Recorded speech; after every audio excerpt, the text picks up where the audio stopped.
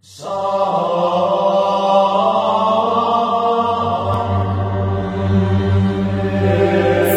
bertemu kembali bersama Miss Nur dalam pembelajaran pendidikan agama Buddha kelas 10. Dan sebelum kita melanjutkan materi tentang seni dan budaya Buddhis, mari bersama-sama kita awali dengan membacakan gata nama kara. Arahang Sama Sambuddho Bhagawa Buddhang Bhagawatang Abhiwademi Swakato Bhagawata Dhammo Dhammang Namasami Supatipanno Bhagavato Sawaka Sangho Sanghang Namami. Sapi-sata Bawantu Supitata, semoga semua makhluk hidup berbahagia. Sadu, sadu, sadu. Baik, pada pertemuan kali ini kita akan melanjutkan materi bab 6 tentang seni dan budaya Buddhis. Pada pertemuan kali ini kita akan membahas tentang apa saja seni sastra yang ada dalam Buddhis, seni suara, seni gerak, dan juga seni rupa. Mari kita langsung bahas lanjutan materi bab 6 tentang seni dan budaya Buddhis. Seni dan budaya Buddhis. Nilai budaya mengonsepsikan hal-hal yang paling bernilai dalam kehidupan masyarakat sebagai wujud ideal dari kebudayaan atau adat yang berfungsi mengatur perilaku. Nilai budaya pada tingkatan adat bersifat abstrak dengan ruang lingkup luas. Tingkatan adat di bawahnya berturut-turut menjadi lebih konkret dari norma, hukum, hingga aturan-aturan khusus. Semua nilai dan norma sebagaimana pengetahuan dan kepercayaan diekspresikan dalam bentuk simbol. Simbol-simbol memungkinkan kita menciptakan, mengkomunikasikan, dan mengambil bagian serta mengalihkan komponen-komponen kebudayaan kepada generasi berikutnya. Tahukah Ananda, simbol adalah sesuatu yang dapat memberikan makna. Ada beberapa wujud simbol, yakni berupa benda, kata-kata, dan tindakan. Gambar dan patung, dekorasi dan arsitektur wihara, pembacaan ayat-ayat kitab suci dan doa, gerakan menyembah dan meditasi merupakan ungkapan keberagaman yang memakai simbol-simbol. Nilai-nilai Buddhis yang berdasar pada berbagai kebudayaan dikenali dari hakikat dan arti simbol. Tidak terbatas hanya pada wujud simbol itu sendiri. Selain itu, mengutip pendapat To Tin An, jika sebuah kebudayaan lebih mengembangkan suatu nilai tertentu, bukan berarti bahwa nilai lain dimustahilkan. Baik, bahasan kita lanjutkan dengan seni sastra. Keindahan merupakan pengalaman yang disadari.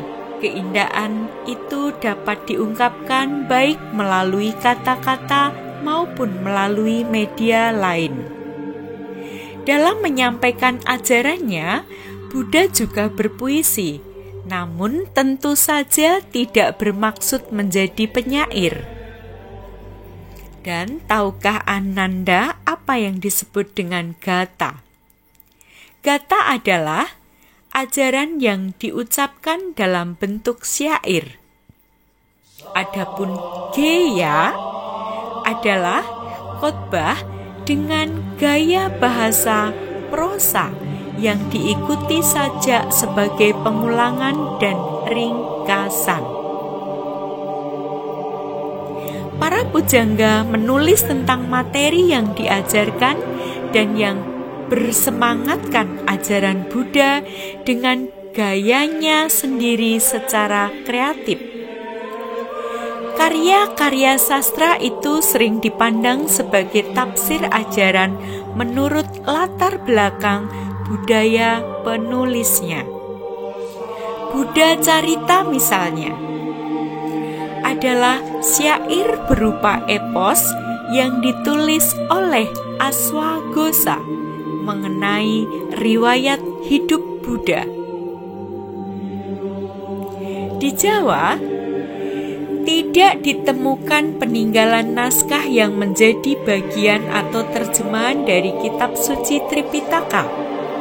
Tetapi terdapat sejumlah karya sastra dalam bahasa Kawi.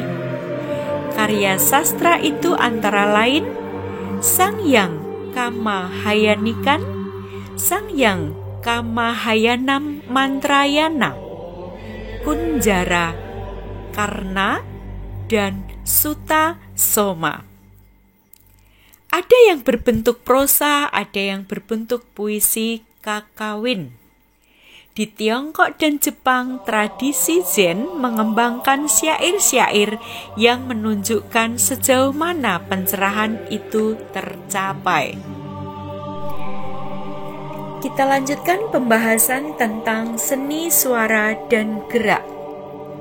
Dalam agama Buddha, musik, tari, dan pertunjukan kurang mendapat perhatian karena salah satu sila bagi agamawan tingkat lanjut adalah menghindarinya.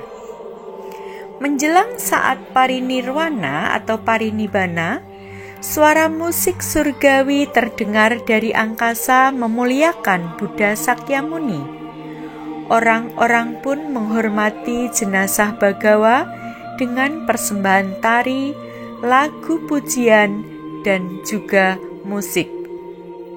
Dalam sejarah, Buddha Gotama saat masih menjadi pertapa Gotama atau Bodhisattva, ia meninggalkan cara bertapa yang ekstrim setelah mendengarkan lirik lagu mengenai bagaimana baiknya menyetel senar kecapi ataupun senar gitar. Lalu, Buddha juga memberikan petunjuk kepada seorang petapa untuk belajar dengan menghindari cara yang ekstrim seperti menyetel senar alat musik tersebut. Lewat kesenian, kita bisa membangkitkan semangat dan motivasi untuk berjuang mencapai kehidupan yang lebih baik, termasuk mengumandangkan sabda Buddha. Seni atau suatu karya yang memiliki unsur keindahan memang seharusnya mampu menggerakkan hati seseorang sehingga menjadi senang dan mungkin dapat membebaskannya dari niat buruk. Pada umumnya, seni suara dikolaborasi dengan seni gerak. Artinya, sering muncul jika seni suara diikuti oleh gerakan-gerakan tarian, kemudian sebaliknya, seni gerak atau tari dapat dipastikan diiringi oleh musik maupun suara.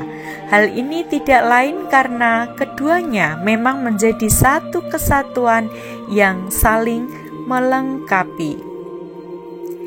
Seni tari dalam konteks Buddhism sering dimunculkan dalam kegiatan-kegiatan tertentu seperti perayaan Dharma Santi Waisak, pentas seni Buddhis, bahkan sampai pada perlombaan Buddhis. Hal ini ditunjukkan untuk menampilkan kreasi generasi Buddhis yang bercirikan Buddhis. Berikut kita bahas tentang seni rupa. Karya seni yang berupa patung, lukisan, kerajinan, dan arsitektur terutama terkait dengan sarana peribadatan yang kaya dengan simbol-simbol keagamaan. Lukisan dan relief di wihara atau candi mengungkapkan riwayat hidup Buddha dan Bodhisattva. Tahukah kamu, Ajanta di India terkenal dengan gua-gua artistik. Kira-kira pada tahun 200 hingga 700-an terdapat 29 gua sepanjang lebih 5,6 km dengan lukisan dinding mengenai riwayat hidup Buddha Gautama, termasuk yang bersumber dari Jataka. 4 gua dinamakan Cetya dan memiliki stupa-stupa. Karya seni tersebut dapat menunjukkan gambaran detail kehidupan di India pada awal Masehi. Baik, demikian tadi pembahasan materi tentang seni dan budaya Buddhis. Dan setelah ini Ananda kerjakan tugasnya lalu upload tepat pada waktunya. Dan akhir kata, mari bersama-sama kita akhiri dengan Sabe Sata Bhavantu Sukhitata. Semoga semua makhluk hidup berbahagia. Terima kasih atas perhatiannya. Namo Buddhaya.